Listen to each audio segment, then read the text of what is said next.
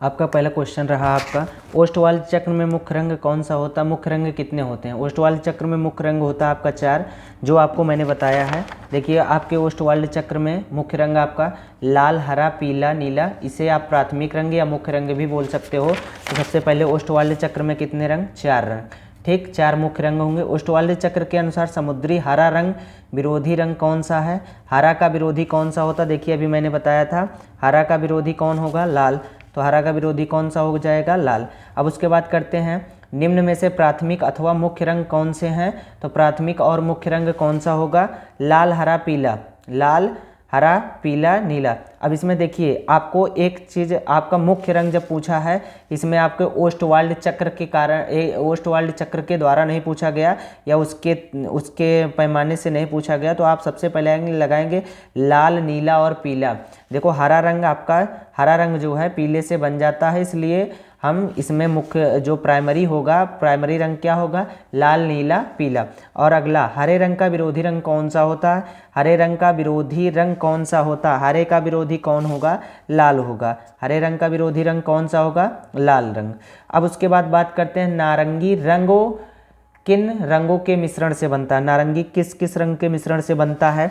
इसमें मैंने बताया था नारंगी रंग, नारंगी मतलब ऑरेंज, ऑरेंज जो बनता है लाल और पीले से मिलकर बनता है, लाल और पीला मिलकर क्या बनाएगा, नारंगी रंग। तो आपको मिलना चाहिए यहाँ से, कुछ चीज़ें पता होनी चाहिए। अगला है आपका प्राथमिक, देखो नारंगी रंग किन रंगों से मिलकर बनता है, लाल और पीले रंग से मिलकर बनता है। प्रारंभिक रंग कितने प्रकार के होते हैं, प्रारंभिक रंग 3 प्रकार के होते हैं, अभी मैंने बताया लाल, नीला और पीला।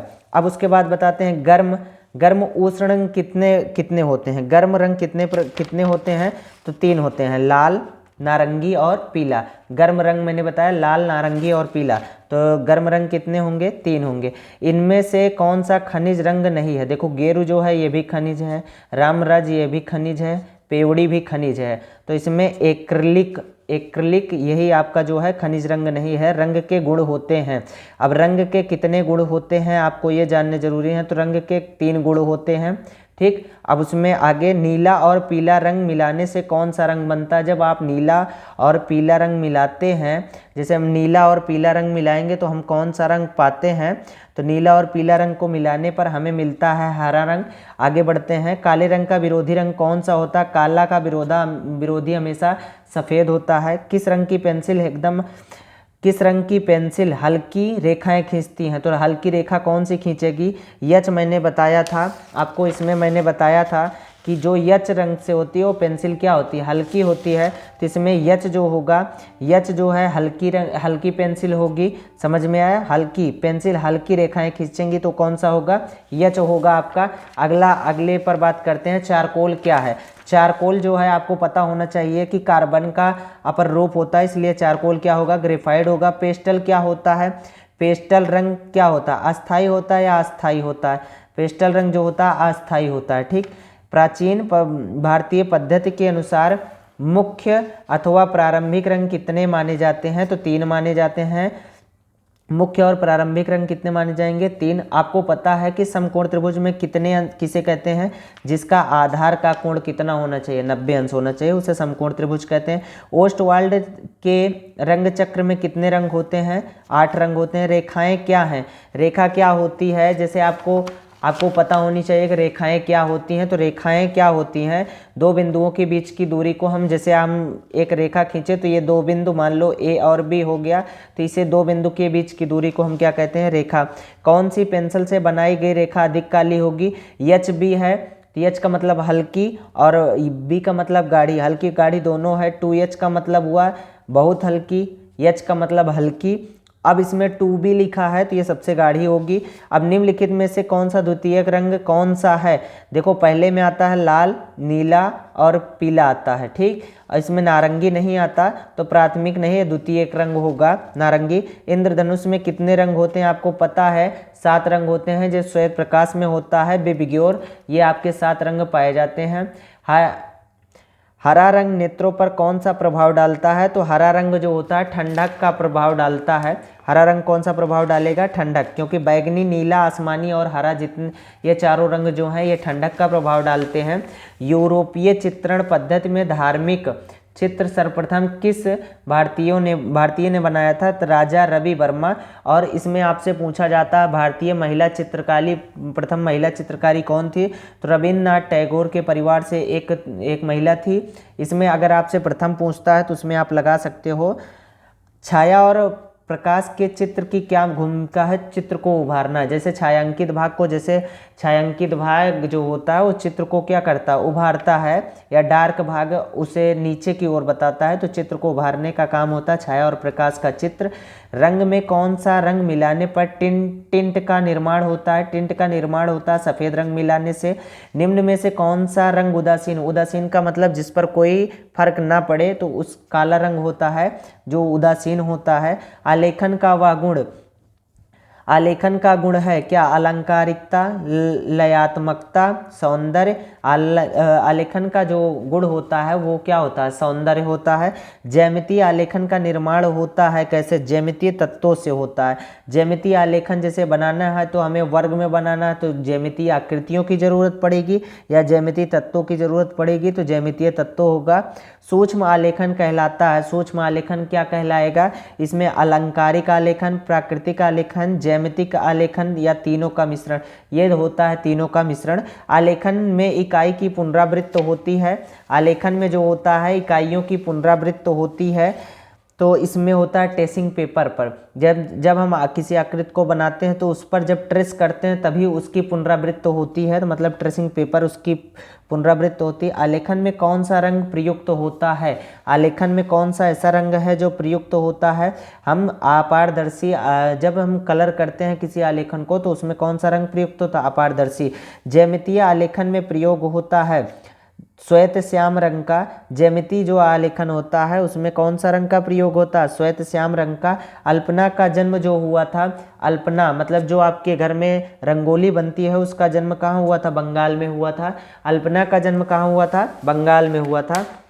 बाकी आगे पढ़ते हैं। रंग माध्यम, रंग माध्यम में सबसे पारदर्शी रंग कौन सा है? तो सबसे पारदर्शी रंग, इन सभी में से सबसे पारदर्शी रंग जो होता है, इन सभी में सबसे पारदर्शी रंग जो होता है पेस्टल कलर होता है। पारदर्शी रंग वह कलाकार जिसमें चैतन्य सिद्ध, ये आपके पेपर से हो सकता है ना आए, जो ये क्वेश्चन है आप में ना पूछे जा सके। वह कलाकार नंदलाल बोस, इसमें ये होगा। ठीक, और इसमें हरा रंग किन दो रंगों के मिश्रण से प्राप्त होता है? तो हरा रंग किससे किससे बनता है? तो पीला और नीला से मिलने के पश्चात हरा रंग बनता है। नीला और लाल रंग मिलने से कौन सा रंग बनता है? नीला और जब लाल रंग मिलता है तो कौन सा रंग बनता है? नीला और जब लाल आपका मिलता है तो आपका बैंगनी रंग बनता है। चित्रकला से संबंधित ग्रंथ है, चित्रकला से संबंधित ग्रंथ है, ये आपके पेपर में नहीं आ सकता क्योंकि ये विविध कला से है, उसे इससे कोई मतलब नहीं। निहाल चंद्र किस शिला के चित्रकार थे? निहार चंद्र जो थे इसमें हम बता रहे हैं, इसमें थोड़ा कन्फ्यूजन है, इसमें डाउट है। ठंडे रंग में कौन सा रंग आता है? ठंडे रंग में आता है हमारा बैगनी, नीला, आसमानी, हरा। तो इसमें बैगनी, नीला, आसमानी, हरा। तो नीला लाल नहीं हो सकता, लाल नीला भी नहीं हो सकता, लाल सफ़ेद भी नहीं होता, हरा नीला हो सकता है। संपूर्ण कोण होता है, संपूर्ण कोण का मतलब ही होता है 180 अंश संपूर्ण कोण होता है। अब इसमें एक त्रिभुज में समान कोणों का योग कितना अंश होता है? जब समान कोण को जब जोड़ते हैं तो उनका समान कोणों का योग कितना अंश होता है? ये जो है ये भी क्वेश्चन आपके पेपर से नहीं है। अजंता की गुफाओं की खोज किसने की थी? तो ये भी आपके क्वेश्चन से नहीं है ये पेपर से। बंगाल शैली में कौन सा चित्रकार प्रयागराज से संबंधित है? तो इसमें जो है संबंधित कौन है? क्षितिज चंद्र मजूमदार, ये आपके संबंधित हैं। अब आगे बात करते हैं दूसरे वाले में आपकी दूसरे पेज पर बात करते हैं। सूर्य की रश्मियों में कितने रंग पाए जाते हैं? सूर्य की रश्मियों में आप पाए जाते हैं 7 रंग। मुख्य रंग कितने होते हैं? तो मुख्य रंग होते हैं 3 रंग। 3 रंग मुख्य होते हैं। कौन कौन सा? आपका जो प्राइमरी होता है लाल, पीला, नीला, ये मुख्य रंग है। इसमें जो है मरासन राजकुमारी किस गुफा का चित्र है? तो गुफा मंदिर 16। अब इसमें देखो इसी गुफा मंदिर 16 में ही इनका मरणासन राजकुमारी का चित्र बना हुआ है। तो प्रसिद्ध घायल सुअर का चित्र कहाँ पाया जाता है? तो मिर्ज़ापुर में पाया जाता है। भारतीय ललित कला अकादमी कहाँ स्थित है? तो नई दिल्ली में स्थित है। भारतीय ललित कला अकादमी कहाँ स्थित है? नई दिल्ली में। महीन रेखांकन के लिए किस नंबर ब्रश से करते हैं? महीन रेखांकन जो होता है 0 नंबर ब्रश से करते हैं। तटस्थ रंग दो होते हैं आपका, एक होता है काला रंग और दूसरा क्या होता है? सफ़ेद रंग। तो इन दोनों को तटस्थ रंग बोलते हैं, तो मतलब 2 रंग होते हैं। प्रागैतिहासिक चित्रों की क्या विशेषता है? रेखांकन। प्रागैतिहासिक चित्रों की क्या विशेषताएं हैं? तो रेखांकन इनकी विशेषताएं हैं। अजंता की गुफाएं क्यों प्रसिद्ध हैं? तो कलात्मक उपलब्धियों हेतु अजंता की गुफाएं प्रसिद्ध हैं। देखिए, कला के द्रोही शासक कौन थे? कला के द्रोही शासक जो थे, कला के द्रोही मतलब उसके प्रति विद्रोह करने वाले शासक थे औरंगजेब। इसके बाद प्राथमिक रंग कौन सा है?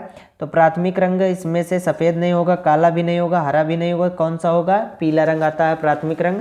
अब देखो, बिना ब्रश की सहायता से कौन सा रंग लगाया जाता है? तो पेस्टल जो रंग होता है वो बिना ब्रश की सहायता से लगाया जाता है। हरा, नारंगी और बैंगनी निम्नांकित रंग के वर्गीकरण में कहाँ स्थित है?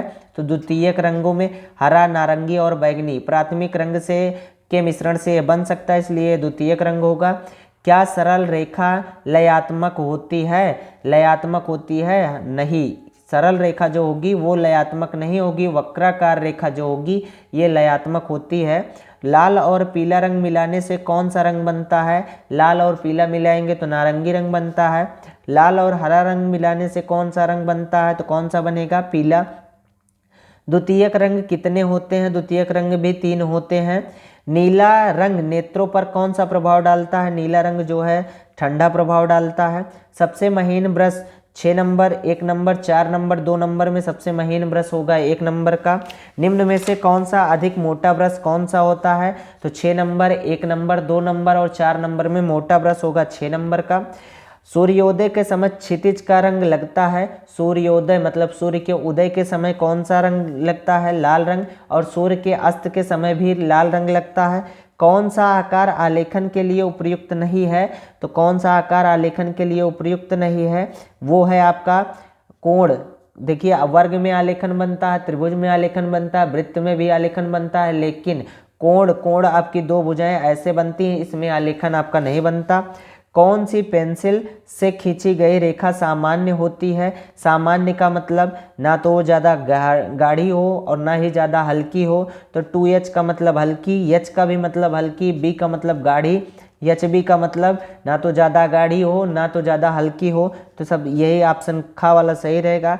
सबसे गाढ़ी पेंसिल कौन सी है? 6B। B मतलब होता है गाढ़ापन, H मतलब होता है हल्कापन। तो सबसे ज़्यादा 2B, 6B और 4B और B में सबसे गाढ़ा कौन होगा? 6B आपका, यही आपका राइट आंसर होगा।